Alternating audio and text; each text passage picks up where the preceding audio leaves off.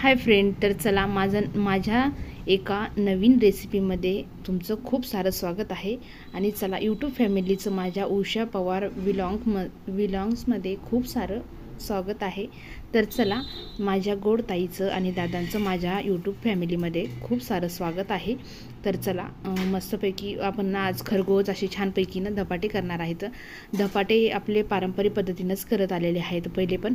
तर हे मेथीच्या भाजीचे धपाटे आहेत आणि मस्त असे खरगोच केले ना तर मुलं आवडीने खातात. आणि मोठ्या छोट्यांसाठी खूप छान नाश्ता आहे, हा हेल्दी नाश्ता आहे. तर पालेभाज्या खूप छान असतात खाणं. मुलं पालेभाज्या नाही खायले तर असा पालेभाज्या खाऊ घालायच्या मुलांसाठी. काहीतरी नवीन केलं ना तर मुलं पालेभाज्या पण खातात, कारण की खूप सारे प्रोटीन कमी असतात मुलांच्या शरीरामध्ये. आणि चला तर आता मस्तपैकी आपण मस्त असे खरगोच करून घेणार आहेत धपाटे. इथं दही घेतलेलं आहे, इथं मस्त धपाटे तयार झालेले आहे. इथं लोणचं टाकणार आहे. तर चला, कोणाला लोणचं सोबत आवडतं, कोणाला दह्यासोबत आवडतं, तर तुम्ही दोन्हीही करू शकतात किंवा सॉससोबतही देऊ शकता मुलांना. तर चला, सॉस नसेल द्यायचा तर तुम्ही दोन्हीतून हे कोणतंही वापरू शकतात. तर चला आपण याचं साहित्य लवकरच काढून घेणार आहेत आणि खरगोच असे मस्तपैकी तुम्ही करून खाऊ घाला. तर चला, सर्वात पहिलं माझ्या चॅनलला लाईक करा, सबस्क्राईब करा आणि नवनवीन असे व्हिडिओ माझ्या बघण्यासाठी खूप मोठा धन्यवाद.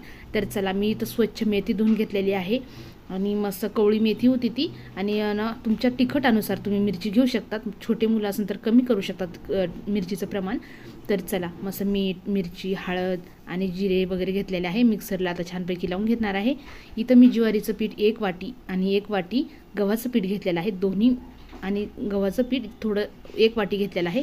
1 वाटीला थोडंसं कमी आपलं ज्वारीचं पीठ घेतलं होतं. मस्तपैकी मेथीची भाजी आपण कट करून घेतली बारीक आणि मस्त धुवून घेतलेली आहे. इथं मस्त आता मिक्सरला मी लावून पूर्ण घेतलेलं आहे. जे ताटात होतं आपलं ते थोडंसं पाणी टाकायचं, म्हणजे हे मिक्सरमधलं सगळं मिश्रण आहे ना ते मिश्रण आपल्याला यावरती टाकून घ्यायचं आहे.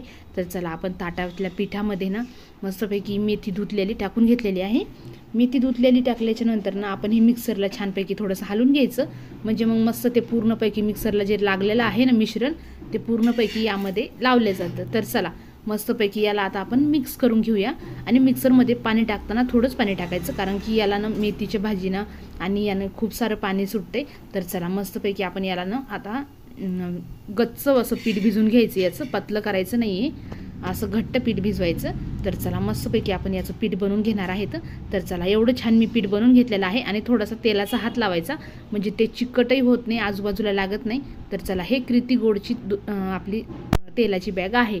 तर तुम्ही दूध बॅग असेल तर त्याला 2 दूध बॅग वापरूनही करू शकतात. तर आपला साधा जर कॅरी बॅग असेल त्याचाही तुम्ही करू शकतात.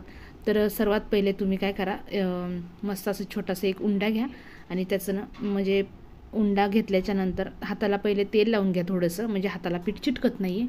तर चला, मस्तपैकी आपण ह्या उंडा तयार करून घेतलेला आहे आणि मस्त याच्यावर टाकून घ्यायचा हा.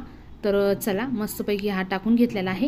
आणि तुम्ही असंही लाटू शकतात, तुम्हाला असं लाटायला येत असेल तर. तुम्हाला जर नसेल, मला असं लाटायला खूप आवडतं आणि माझे छान गोल पण येतात, कारण मी ना सर्व बाजू अशा छानपैकी करून घेत असते. जर नसन झालेली तर मी उघडून बघत असते अशी की झाली का व्यवस्थित बाजू म्हणून. जर छोटी मोठी वाटायला लागली तर आपण त्याला बेलण्याला तेल लावून व्यवस्थित परत लाटू शकतो. तर तुम्हाला जर तसं नसेल जमत तर मी परत एक स्टिप तुम्हाला सांगणार आहे. तर चला, कारण याला आता तवा टाकलेला होता मी मिडियम गॅसवरती, त्याच्यावरती ना हा धपाटा छानपैकी टाकून घेतलेला आहे. आणि असा खमंग वास येत आहे. आणि याला ना छानपैकी असा खरगोच मस्तपैकी ना याला भाजून घ्यायचा आहे. तर चला, तेल टाकून घेतलं ना आजूबाजूला, तो खरगोच छानपैकी भाजतो, चिटकत वगैरे काहीच नाही आहे. तर चला, मस्तपैकी याला खरगोच असा छानपैकी भाजून घेतलेला आहे. आणि हे बघा, मी तुम्हाला ही टिप सांगू शकते. एक उंडा घेतला ना त्यावरती ना थोडं याला पीठ लावून घ्यायचं, तेल लावून घ्यायचं, सॉरी पीठच आलं. पिठाचा वापर आपण बिलकुलच केलेला नाही, व्हाईट येत नाही मग. आणि बघा, मस्त बेलण्यालाही थोडंसं तेल लावून घेतलेलं आहे. तर तुम्ही ह्या पद्धतीनंही असं करू शकतात. असं काही नाही आहे की तुम्ही, आणि बेलण्याला चिटकत नाही ना खालचं पण असं वरती बेलण्याला लागत नाही. असं छानपैकी मी पराठा असा पण लाटून घेतलेला आहे, मेथीचा पराठा. तर बघा, तुम्ही असा हा वरचा ना खरगोच छानपैकी भाजलेला आहे. मी तुम्हाला दाखवते की खरगोच कसा झालेला आहे हा. तर बघा, मस्तपैकी असा खरगोच झालेला आहे, तुम्ही बघू शकता. तर याच्यात बिलकुलही उलथणं कुठंही असं लागत नाही आहे. दोन्ही बाजू अशा खरगोच भाजून घ्यायच्या छानपैकी, कच्चं राहत नाही, पोटही दुखत नाही. तर मस्तपैकी हा तयार झालेला आहे. एका ताटामध्ये आपण सर्व करून घेणार आहेत. तर चला बघू शकता तुम्ही, हे ताटामध्ये मी छानपैकी काढून घेतलेला आहे.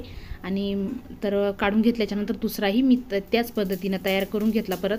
आणि तो कसं वरतून आपण न कॅरी बॅग टाकता तयार करून घेतलेला आहे. तर चला मस्त हा आपण खरगोश भाजून घेतलेला आहे. इथं मी मस्तपैकी दही घेतलेला आहे, त्याच्यावरती 2-3 कोथिंबीरचे पानं आणि एकदम असं चटपटी मसाला होता तो टाकलेला आहे. तर चला मस्त लोणचंही घेतलेलं आहे. तर कसं वाटलं माझी डिश आणि माझं रेसिपी तर मला कमेंट करून नक्की सांगा. आणि माझ्या नवनवीन रेसिपी बघितल्याबद्दल खूप मोठा धन्यवाद.